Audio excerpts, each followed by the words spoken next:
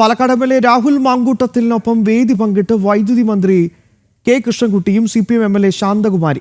പാലക്കാട് നടന്ന ജില്ലാതല പട്ടയമേളയിലാണ് മന്ത്രിയും കോങ്ങാട് എം.എൽ.എയും രാഹുൽ മാങ്കൂട്ടത്തിലിനൊപ്പം വേദി പങ്കിട്ടത്.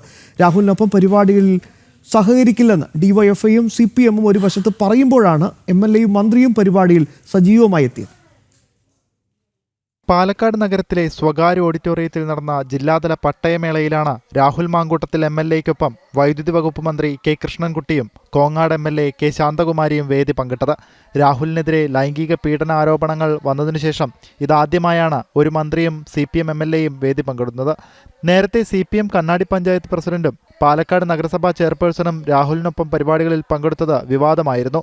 മാത്രമല്ല, രാഹുലിനെ പാലക്കാട്ടെ പൊതുപരിപാടികളിൽ പങ്കെടുപ്പിക്കില്ല എന്നും രാഹുലുമായി യാതൊരു തരത്തിലും സഹകരിക്കില്ലെന്നും DYFIയും CPMും ഒക്കെ ഒരു വശത്ത് പറയുമ്പോഴാണ് മറുവശത്ത് അതേ രാഹുലിനൊപ്പം CPM MLAയും ഇടതുമുന്നണിയിലെ പ്രധാന നേതാവും മന്ത്രിയുമായ കൃഷ്ണൻകുട്ടിയും വേദി പങ്കിട്ടിരിക്കുന്നത്. പരിപാടി സ്ഥലത്ത് വെച്ച് രാഹുലിനൊപ്പം ഇരുവരും ഏറെ നേരം സൗഹൃദ സംഭാഷണം ഉൾപ്പെടെ നടത്തിയിരുന്നു.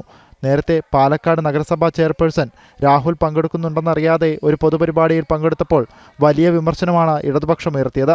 എന്നാൽ അതേ ഇടതുപക്ഷത്തിൻ്റെ മന്ത്രിയും MLAയും ഒക്കെ രാഹുലുമായി സഹകരിക്കുമ്പോൾ ഇടതു നേതാക്കൾ മൗനത്തിലാണ്. ജനം, പാലക്കാട്.